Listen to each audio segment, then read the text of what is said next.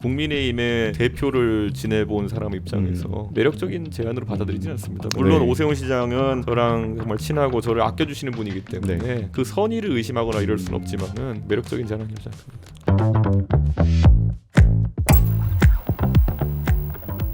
오늘 인터뷰를 부탁해에서는 직접 대선 후보로 뛰어섰던 분이죠. 개혁식당 이준석 의원 모셨습니다. 안녕하세요. 네, 안녕하세요. 대선 이후 한 달인데 예. 저도 이제 대선 현장 취재를 했었는데 한 달이 정말 1년처럼 느껴질 정도로 많은 일들이 있었던 것 같습니다. 그렇죠. 좀 어떻게 지내셨나요? 아무래도 뭐 저는 지금 선거 끝나고 나가지고 개혁신당 이번 선거를 뛰면서 느꼈던 한계점과 그리고 제 스스로도 어떤 걸 더 보완해야 될까에 대해 가지고 많은 분들과 이야기를 했고 그걸 바탕으로 해서 실질적인 준비 과정에 어차피 또 지방선거는 1년 내로 다가왔습니다. 네. 그렇기 때문에 착수했습니다. 과정에. 예.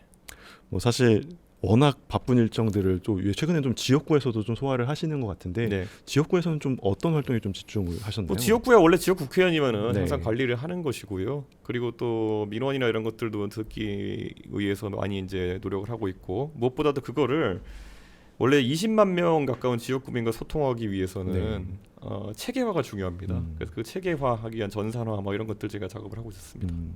사실 대선 때 여러 장면들이 있었는데 저 같은 경우는 이제 토론 장면들이 특히 기억에 남고 네. 그때 이제 지금의 이재명 대통령과 좀 각을 세우는 모습을 많이 보이셔서 네. 이제 대선 이후에 혹시 약간 좀 네. 좀 염려를 하시는 분들도 있지 않았을까 싶은데 어떠셨나요? 그러니까 저는 이게 굉장히 좀 의아했던 게요. 제가 이게 TV 토론 하고 나니까 보수 진영의 사람들이 이준석이 이재명이랑 같은 팀이라고 유튜브에서 떠들던데 왜 이재명을 그렇게 공격해? 이렇게 얘기하더라고요. 근데 그런 거 자체가 지금까지 그 보수 진영의 소위 말하는 강경 보수 성향 유튜브들이 판을 이상하게 짜놓은 겁니다. 예. 그러니까 민주당이라는 당은 결국 보수 진영으로 봤을 때 이준석, 김종인이 당대표였을 때만 패배를 경험했거든요. 네. 지난 박근혜 탄핵 이후에 한 8년 사이에 그 사이에 딱 그 김종인, 이준석 체제에만 졌어요. 그러니까 민주당에서는 지금도 이를 갈고 이준석을 싫어하잖아요. 그런데 지금까지 윤석열 그리고 윤석열 대통령 주변에 들러붙었던 그런 사람들 때문에 그들 입장에서는 민주당을 이길 수 있는 유일한 카드가 이준석, 김종인 카드였는데 그 카드가 어떻게든 밀려나야지만 자기 공간이 생긴다는 생각 때문에 실력도 없는 사람들이 계속 그걸 공격해왔던 거죠. 그러니까 맨날 하는 게 이준석이 뭐 이재명 공격 안 한다부터 시작해서 저는 이렇게 생각해요. 지금도 이제 이재명 정부가 들어섰지만 하루하루 이렇게 일희일비해가지고 주제로 달려드는 거 이거 하면 소모되지 않았으면 좋겠어요. 네. 예. 지금 보면은 뭐 저한테도 많이 이제 이야기가 들어옵니다. 예를 들어서 뭐 북한 예성강에 뭐 핵 폐수가 방류되는 거 아니냐, 뭐 이런 얘기도 누가 계속 이걸 왜 언론에서 안 다루나요 이렇게 얘기하는 경우도 있는데요. 그것도 그렇고 뭐 그거 외에도 자잘한 뭐 여러 가지 이제 이게 나오는데 재정비 그리고 진용을 갖추는 게 중요한 겁니다. 예, 그게 중요하고 예를 들어 핵 폐수 논란이 있다. 그거를 보통 요즘 어떻게 진행되냐면요. 무슨 미국의 매체가 하나 보도를 해요. 미국 성향의 그런 매체라든지 그런 미국의 어떤 사람이 와서 얘기해요. 그러면은 계속 이제 왜 이걸 한국 언론은 보도하지 않느냐. 전부 다 먹힌 거냐. 그리고 이제 보수 성향의 정치한테 가가지고 너 이거 입으로 말해. 안 말하면 너도 포섭당한 거야. 이런 걸 또 시작하거든요. 제가 말씀드리자면은 저도 그 내용을 다 들여다보고 했는데 그러면 저도 이제 국회 과방위 의원이다 보니까 그러면 예를 들어 핵 폐수가 방류되었으면은 방사능 지표가 실제로 어디 변했느냐 이런 걸 이제 보고 실제 영향이 있느냐 같은 걸 판단해야 되는 거잖아요. 그런데 지금까지 적어도 그 방사능 지표가 뭐 저를 과방위원을 속일 게 아니라면은 큰 변동이 있는 건 감지가 안 되고 있어요. 그럼 제가 또 이렇게 여기 와서 이 방송 얘기하면 또 이걸 누가 캡처해가지고 퍼나르면서 이준석도 포섭됐다. 그리고 또 이제 그러면 뭐 이재명 정부가 돼가지고 방사능 수치를 조작하기 시작했다. 또 이렇게 갈 거거든요. 보십시오, 100% 그렇게 갑니다. 근데 이렇게 가가지고 계속 가는 순간 결국엔 보수는 이 정치 담론에서 우위를 가질 수가 없는 거예요. 그러니까 이게 1년만 시간을 뒤로 돌려보면은 후쿠시마 오염수 사태 때 보면은 거꾸로 이제 윤석열 정부랑 보수 쪽에 있는 스피커들이 계속 수치상으로 변동이 발생하지 않았기 때문에 이것은 문제가 안 된다고 봐야 되지 않느냐 이 얘기 그걸 뒤집어가 정부 바뀌었다고 거꾸로 하자는 거거든요. 그러니까 저는 이 냉정함을 유지하고 어디가 타격 포인트고 어디가 음. 공략 포인트를 잡지 못하면은 이건 만년 야당입니다. 이거. 네. 사실 어쨌든 보수 입장에서는 그 대선 이후의 상황을 뭐 복귀하려 하면서 좀 뭔가 되돌아보고 전략을 짜야 될 상황인데 말씀하신 대로 좀 그런 부분에서 미흡하다는 정리를 좀 해주신 것 같고요. 저희 뭐 보니까 신양이님께서 댓글을 좀 달아주셨는데 네. 우리 이준석 의원이당 하면서 슈퍼챗을 또 보내주셔서 감사드립니다. 예. 저희가 어쨌든 대선 이야기를 좀 이어가려고 하는데 네. 어쨌든 이번에 제3당의 후보로서 8.34%의 지지율을 얻으셨습니다. 뭐 여러 인터뷰에서도 답변을 해주신 걸로 아는데 이번 대선을 통해 가장 얻었던 가장 큰 것과 잃었던 부분이 있다면 좀 어떻게 좀 어쨌든 정치인 보시나요? 이준석은 지금까지 새로운 어떤 보수 정치의 판을 짜겠다라는 생각으로 항상 여기까지 온 거고요. 그런데 지금까지 대한민국 보수 진영은 저 개인에게는 생각해 보시면은 27살에 뛰어들어서 거의 한 13년, 14년 동안 제가 공부해오면서 생각해오지 않았던 영역에 와서 이렇게 참여하게 된 겁니다. 네. 그래서 제가 거기서 아까 말했던 것처럼 뭐 보수 진영이나 정당 입장에서는 성과를 냈죠. 근데 그 뒤에 이제 반복됐던 문제가 결국 기득권이라고 할 만한 네. 그 사람들이 달려들어 가지고 흔들려고 했던 거죠. 저는 이거 이제 과거 이야기라도 할 수 있지만요. 이게 어디에도 영향을 미치냐면요. 앞으로 이 보수의 침체기 또는 몰락 이후에 새로운 판을 짜는데도 이 경험이 영향을 미칩니다. 네. 예. 그러니까 저는 이제 그 기득권 세력이나 이런 사람들 신뢰하지 않아요. 예. 그들이 지금 단기적으로 제 앞에서는 어떤 사탕 발림을 이번에도 그래서 보세요. 사람들이 저한테 보수 진영 단일화 같은 거 대선 과정 왜 안 했냐 그렇게 네. 얘기하잖아요. 신뢰가 어디 있습니까? 예. 신뢰가 어디 있으며 그렇게 해서 이겼을 때 더 나은 정부가 차려진다는 보장이 있느냐? 누군가는 이재명을 막아야 된다. 이런 단편적인 거 얘기하겠지만은 윤석열이 나은 사람이냐 이재명이 나은 사람이냐는 솔직히 말하면은 개인의 생각에 따른 거고요. 저는 이재명 대통령도 그렇게 좋아하진 않았고 그래서 제가 지적도 많이 했지만은 지금 거기에 매몰돼 가지고 더 나은 대한민국을 제시하지 않고 계속 이렇게 누군가를 증오해서 투표하자 이런 담론으로는 절대 네. 과반 득표 못합니다. 중간에 말씀도 해주셨는데 그럼 의원님이 생각하시는 좀 대선 이후에 보수의 그런 판을 좀 만들어가는 계획을 지금 시행을 하고 계신 건가요? 지금 그러면? 보세요. 예를 들어서 대한민국의 부동산 대책도 그렇고 아니면 기업에 대한 관점, 상법 개정안 같은 것도 그렇고요. 지금 보수 진영에서 나오는 관점으로는 40대, 50대 또는 30대의 그런 표심을 공략하는 게 너무 네. 어렵습니다. 예를 들어 지금 상법 개정안 같은 게 나오는 이유가 LG 에너지 솔루션이라든지 아니면은 그런 쪼개기 상장이라든지 이런 아주 희한한 사태 속에서 발생한 좀 움직임이거든요. 그런데 거기에 대해서 그냥 이거 하면 기업 경영하지 말라는 거냐? 이거는 재벌과 대기업의 논리죠. 네. 물론 그게 일정 부분 맞을 수도 있겠지만은 근데 그거를 재벌과 대기업이 얘기하는 게 아니라 왜 보수 정당이 얘기하고 있냐는 것이죠. 저는 그것도 굉장히 좀 문제다 네. 이렇게 생각하고 부동산 대책도 지금 저는 결국에는 우리가 기대감이나 아니면 예측치에 따라 가지고 주식시장이나 부동산 시장이 지금 움직이고 있지만은 이재명 정부에서는 여러 가지 자신들의 나름의 해법을 이제 던질 겁니다. 네.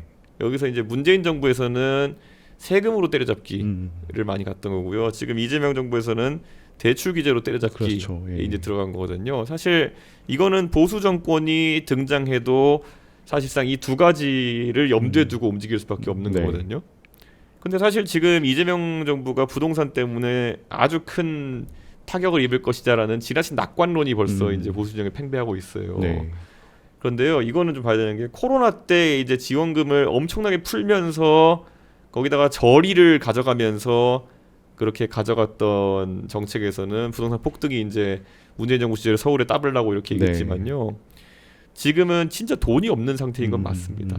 그러니까 일부 강남의 이제 부동산 폭등 이외에 젊은 세대가 돈이 주택 매수에 들어갈 만한 돈이 없는 상태이기 때문에 그때만큼의 폭등으로 인한 정치 불안은 일어나지 않을 거라는 네. 생각이 드는 거거든요.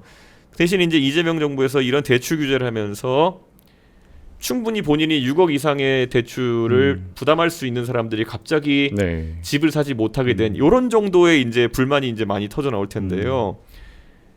이거 하나만 바라보고 가는 것도 보수 진영이 굉장히 위험한 겁니다.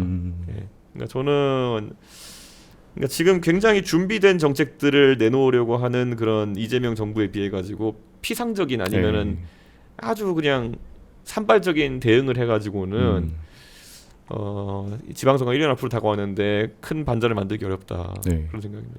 그럼 방금 말씀하셨던 이번에 그 6억 대출 제한 규제를 하는 부분에 대해서는 어느 정도 성과도 가능하다고 좀 예상을 하시나요? 아니면 좀 그 자체로든 저는 우선 부족하다고 주택 보시나요? 거래는 자유화가 돼야 된다 네. 생각합니다. 예, 그래서 대출도 은행이 알아서 판단하는 거고 왜냐하면 미국이나 다른 나라를 보면은 대출에 있어가지고 훨씬 높은 DSR이나 아니면은 LTV를 받아갈 수 있는 게 많거든요. 네.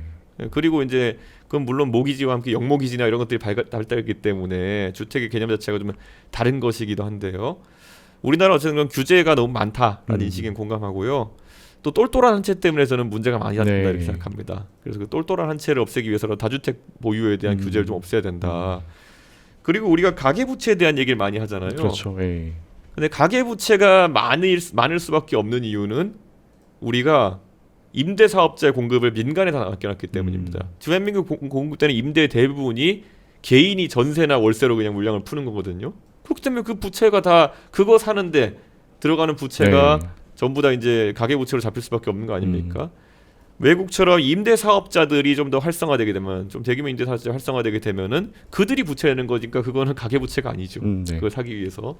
그래서 저는 그런 식으로 좀 기형적인 구도화해서 이렇게 돌아가는 건데 바뀌어야 된다 보고 이재명 대통령의 지금 부동산 정책 때문에 그게 건전한 것과는 별개로 폭등세가 일부 지역 빼놓고는 나긴 어려울 것이다. 저는 그렇게 네. 생각합니다 지금.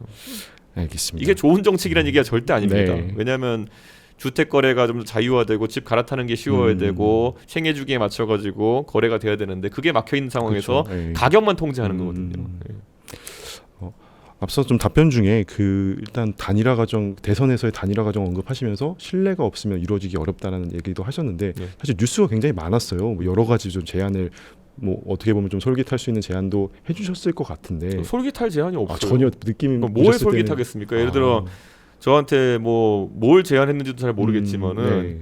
제가 뭐 나이 36에 뭐 큰 당의 당 대표도 해봤고 그 당 대표로서 선거도 2번 승리하는 업적도 네. 만들어냈고 그럼 제가 뭐 당 대표 한번 할게 이런 게 뭐 그렇게 땡기겠습니까? 예. 그리고 뭐 제가 정치한데 있어가지고 예. 얼마나 많이 그런 상황을 경험해봤는데 네. 제가 뭐 그거에 낚이겠습니까? 예. 전혀 그런 부분에 대해 지금 직접적으로 의원님께 뭐 제안이 있던 건 아니었던 건가요? 뭐 저도 언론을 통해서 듣지 저한테 저는 제안하는 자리 자체를 제가 거부했기 때문에 제가 들은 건 없습니다. 네, 알겠습니다. 지난주에 본회의장에서 있었던 건데 이제 진보당의 손솔 의원이 네. 이제 의원님의 징계를 해달라라는 식의 언급을 하는 게 직접적으로 이제 나왔었는데 아마 그 자리에 계셨을 텐데 당시에 조금 당황하신 상황이 있었을 것 같은데 뭐 저는 뭐 네, 그게 어떠셨나요? 그분의 수준이라 생각하기 때문에 예를 들어 국회의원이 보궐로 들어오면은 아니면 그렇게 뒤늦게 승계로 들어오면은 네. 인사하는 것이 본인의 의정 방향을 설명한 데 있어서 굉장히 중요한 자리였을 텐데 네. 거기서 뭐 그런 얘기를 하고 또 한편으로는 그런 어떤 진보 정당의 위선이라는 건 우리 다 알지 않습니까? 실제로 저에게 징계하라고 하는 이유가 이재명 대통령의 아들의 발언으로 알려진 네. 그것을 방송에 소개했다라는 것인데 실제 그 발언이 얼마나 황당한 상황이었는지는 다 아는 것인데 네. 그거를 들고 지금 이제 나름 고지전하겠다 저러고 있는 거거든요. 저는 그게 진보당이 전혀 진보의 아젠다라면은 사실 그 발언을 했던 사람에 대해 가지고는 엄청난 비판을 해야 되는 거거든요. 네네. 그러니까 그런 선택적 어떤 페미니즘이라든지 아니면 선택적인 그런 어떤 대응 네. 그게 위선이라는 거죠.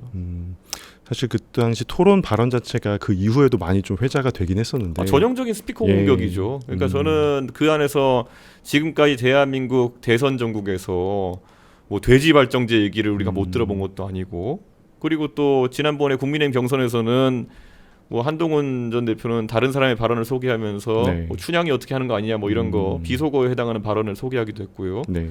그런 거 다 이미 있었던 것인데 거기에 대해 가지고 어떻게 방송에서 그거는 어느 누구도 기준을 세운 적이 없어요. 그냥 그때 민주당이 그 상황에서 그거를 메신저 공격으로 하기로 네. 했다라고 한 것이지. 그러니까 저는 그거는 대한민국 정치에 있어가지고 그냥 이례적인 상황이었다 봅니다. 네. 대선 이후에도 여러 가지 합당론이 계속 나오고 있어서 그 부분도 한번 좀 여쭤볼게요. 오세훈 시장이 이제 국민의힘과 개혁신당이 합당하고 이준석 의원도 국민의힘 전당대회에 나와야 한다 이런 취지의 말씀을 하셨다는데 뭐 최근에는 또 오세훈 시장, 김용태 의원장, 김재섭 의원 등도 만나신 걸로 알고 있습니다. 네. 뭐 어떤 이야기 좀 하셨나요? 뭐 저희가 친하니까 뭐 네. 밥 먹으러 만날 수도 있고 네. 여러 뭐 당연히 정치인들이 모이면 정치 얘기하지 뭐 하겠습니까? 네. 그래서 얘기가 나오는데 저는 뭐 지금 제가 아까 말씀드렸던 것처럼 뭐 국민의힘의 대표를 지내본 사람 입장에서 그거를 매력적인 제안으로 받아들이지는 않습니다. 물론 네. 오세훈 시장은 저랑 정말 친하고 저를 아껴주시는 분이기 때문에 네. 그 선의를 의심하거나 이럴 수는 없지만은 저는 지금은 그렇게 매력적인 제안이라고 생각합니다. 그럼 지방선거가 임박한 상황이더라도 뭐 이렇게 합당이나 그래도 이런 저는 별로 매력적이지 않은지 가능성은- 아니면 그러면 또 홍준표 전 대구시장의 경우에도 정계 은퇴를 이제 선언하시고 나서 세상이 다시 부를 때까지 기다린다 말하셨는데 혹시 뭐 홍 전 시장의 그런 복귀나 뭐 이런 부분들도 뭐 예상을 하시는 분도 계실 텐데 좀 혹시 뭐 홍 전 시장의 앞으로의 행보에 대해서는 따로 얘기 들으시거나 한 건 없으실까요? 저는 홍 시장이 결국에는 네. 뭐 많은 말씀하시지만은 앞으로 저는 적어도 보수 진영에서 같이 뭔가 얘기해 보려면요. 단순한 관성이나 아니면은 옛날에 했던 말들 하는 분들과는 잘 안 어울리려고 합니다. 그래서 네. 아마 홍준표 시장도 고민이 이제 돌아오셔서 많을 텐데 네. 어떤 지향점을 가지고 가느냐. 제가 말했듯이 지금 예전에 제가 당대표하고 김종인 위원장 할 때는 그래도 개혁이라는 아젠다를 내세워서 새로운 시도들을 보수 진영이 많이 해서 네. 승리했던 것이고 그 다음부터는 이재명을 감옥에 넣느냐 마느냐 뭐 이런 거로 이제 가다가 이제 한 3년 사이에 망해버린 거거든요. 지금도 그런데 보면은 이재명 공격이냐 마냐 이런 거 갖고 만약에 그렇죠. 가려면은 뭐 그거 하는 거는 재미내면서 네. 할 사람도 있겠지만은 그걸로 보수 진영이 되살아난다? 절대 그렇게 보지 않습니다. 적어도 지금 예를 들어서 주식 시장을 그러면 시장을 띄우기 위한 보수 진영의 아이디어가 뭐냐 네. 이런 게 보여야 되는 거죠. 교육에 대한 보수의 대안이 무엇이냐, 그러니까 그 안보에 대한 보수의 대안이 뭐 트럼프에 대한 대안이 뭐냐 이걸 사실 지금 보수 진영에서 찾아내기 어려운 게 하려 그래도 쉽지 않은 게 네. 사실 너무 관성에 젖어 있어요. 예, 저는 제가 이번 대선 과정에서 한미 관계가 변하고 있다라는 얘기를 얘기했어요. 네. 그러니까 미국이 사실상 이제 세계 경찰 역할에서 벗어나서 고립주의에 가까운 형태로 돌아서고 있는 상황 속에서 한미 관계를 지금의 보수 진영이 가져가는 것처럼 네. 계속 가져갈 수 있겠느냐. 뭐 이런 담론을 이야기해야 되는데 관성이 그냥 어디 가서 성적이 흔드는 거라 가지고 네. 그러니까 제가 항상 얘기하자면 왜 우리나라에서 그 시청 앞에 나가면은 이스라엘기 들고 있고 성적이 든 사람들이 그 미국 사람도 이스라엘 사람도 몰라요. 왜 그렇죠. 그러는지. 그러니까 그런 맥락 없는 네. 상황 속에서 미국에 대해서 어느 정도 할 말을 하고 이거는 잘못했지 않냐 네. 얘기하면 너 보수 아니지 뭐 이런 식으로 나와버리는 순간 그냥 묶여 있는 상태로 계속 그냥 보수 네. 정치인들은 상황이 안 좋아지는 거예요. 예.